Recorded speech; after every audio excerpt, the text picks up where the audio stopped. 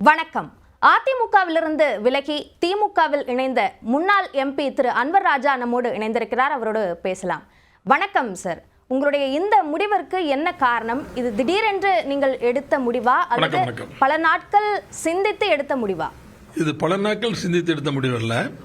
பிஜேபியினுடைய கூட்டணியை நம்முடைய அண்ணன் எடப்பாடியார் அவர்கள் வைத்ததற்கு பிறகு, அதற்கு பிறகும் கூட பிஜேபி நடந்து கொள்கின்ற விதம், நீங்கள் முதலமைச்சர் இல்லை, கூட்டணி ஆட்சிதான், இந்த கூட்டணி ஆட்சியில் பிஜேபியும் இடம்பெறும், கூட்டணி ஆட்சிக்கு தலைவர் எடப்பாடி இல்லை, கூட்டணி ஆட்சியின் தலைவர் எடப்பாடி தான் என்று கூட சொல்ல மறுக்கும் பிஜேபியினுடைய அட்டகாசமான அந்த போக்கு எனக்கு பிடிக்கவில்லை.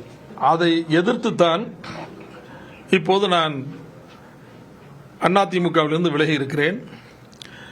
ஏனென்றால் அதிமுக எல்லோரையும் அடக்கி ஆள்கின்ற கட்சியாக இருந்தது.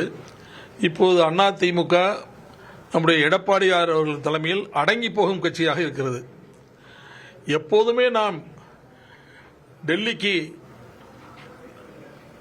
மிகப்பெரிய எடுத்துக்காட்டாக விளங்குகின்ற மாநிலமாகத்தான் தமிழ்நாடு இருந்தது. ஆனால் இப்போது எடப்பாடி அவர்கள் கூட்டணி வைத்ததற்கு பிறகு டெல்லிக்கு அடங்கி போகின்ற கட்சியாக அதிமுக மாறிவிட்டது. இதை என் போன்றவர்கள் விரும்பவில்லை. திராவிட இயக்க கொள்கையில் ஊறிப்போன எனக்கு, அதில் பயணிக்க வேண்டும் என்று விரும்பிய எனக்கு, திராவிட இயக்க சித்தாந்தங்களை தூக்கி பிடித்து இந்தியா முழுமைக்கும் கொண்டு செல்கின்ற நம்முடைய மாண்புமிகு முதலமைச்சர் ஸ்டாலின் அவர்களுடைய தலைமையில் பயணிக்க வேண்டும் என்று மிகவும் விரும்பித்தான் நான் திராவிட முன்னேற்ற கழகத்தில் என்னை இணைத்துக் கொண்டிருக்கிறேன். சிறுபான்மையினருக்கு எதிரான ஒரு நிலைப்பாட்டை பாஜக எடுக்குது, அவர்களோடு அதிமுக கூட்டணி வைத்தது பிடிக்காததன் காரணமாக இந்த முடிவா? இல்ல, அது அவ்வப்போது தெரிவிப்போம். இது நான் மட்டும் தெரிவிக்கல, எல்லா கட்சிக்காரங்களும் தெரிவிக்கிறாங்க. அதே போல் நானும் தெரிவிப்பேன்.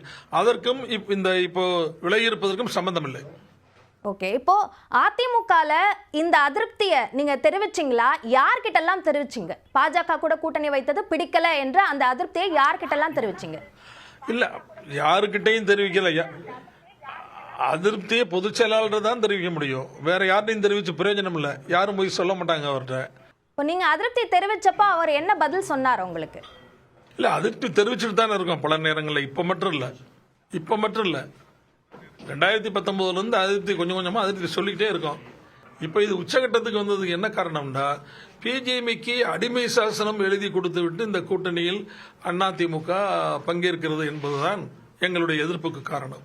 இப்போ அதிமுக பாஜக அதிமுகவை அழித்திடும் அப்படின்ற கருத்தை ஏற்கனவே இது போன்ற கூட்டணியை வைத்தப்போ சொன்னாங்க. ஆனா கூட்டணியிலிருந்து விலகி வந்த ஒரே கட்சி அதிமுக தான். அப்படியான ஒரு தைரியமான முடிவை எப்போதும் எடுப்பதற்கு அதிமுக தயாராகத்தான் இருந்திருக்கு அப்படின்ற கருத்தை எடப்பாடி பழனிசாமி உள்ளிட்ட முன்னாள் அமைச்சர்கள்லாம் தெரிவிச்சிருந்தாங்க. அப்படி இருந்தும் ஏன் அப்படி வெளியே வருவதற்கான வாய்ப்பு இல்லை என்ற ஒரு முடிவு உங்களால ஏன் அப்படி யோசிச்சிங்க? மக்களின் நம்பிக்கையை பெறுகின்றவர்கள் தான் வெற்றி பெற முடியும். திடீரென்று பிஜேபியோடு கூட்டணி வைப்பது, கூட்டணியை முறித்துக் கொள்வது, மீண்டும் வைப்பது, மீண்டும் முறித்துக் கொள்வது என்று இப்படி மாறி மாறி இருந்தால் மக்களின் நம்பிக்கையை பெற்ற தலைவராக ஒருவர் இருக்க முடியாது. மக்களின் நம்பிக்கைக்கு பெற்ற தலைவராக இருக்க முடியாத ஒருவரின் பின்னால் மக்கள் இருக்க மாட்டார்கள், மக்கள் வாக்களிக்க மாட்டார்கள். மக்களின் நம்பிக்கைக்குரிய தலைவர் யாரோ அவருக்கு தான் மக்கள் வாக்களிப்பார்கள். எனவே மக்களின் நம்பிக்கைக்குரிய தலைவராக இப்போதைக்கு தமிழ்நாட்டில் இருப்பது நம்முடைய தளபதி மு.க. ஸ்டாலின் அவர்கள் மட்டும்தான்.